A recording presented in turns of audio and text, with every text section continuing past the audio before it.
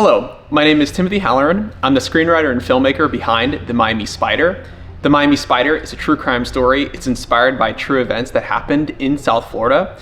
The first instance was in the 1990s when a former Army paratrooper free climbed the balconies of Miami Beach high-rises. And the second occurrence is actually in 2024 when a man by the name of Anthony Butler free climbed high-rises in Miami Beach. He took valuables, he stole all sorts of things, but he actually climbed the outside of balconies without any sort of ropes or suspension to help him commit these crimes. As a South Florida creative, I came across some of these news stories, and it immediately kind of got my writing mind going. I wanted to take these stories, these true events, take this inspiration and turn it into an awesome screenplay. My idea is called The Miami Spider, and essentially it starts with Chris, who's athletically gifted, and he actually had a terrible athletic college football injury. It was a terrible injury. It then led him into a depression. He wasn't sure what he was supposed to do. He got into all sorts of issues, and he had to kind of figure out, how do I literally climb myself out of this? How do I get myself out of this mess? So he then finds rock climbing at a nearby rock climbing gym from a friend recommendation, and he's able to channel his athletic ability into rock climbing. And this gives him a new sense of purpose. This kind of allows him to channel his energy into something constructive.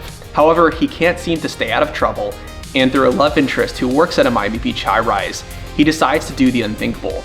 He decides to map out the entire building and get into something that he's never done before. Before this, he's done petty crimes, he's done some shady stuff, but he actually decides to map out the entire building and free climb the balconies of this Miami Beach high-rise, and he starts to commit crimes and commit all sorts of things that he really shouldn't even be doing. He should be spending his time rock climbing and doing other constructive things.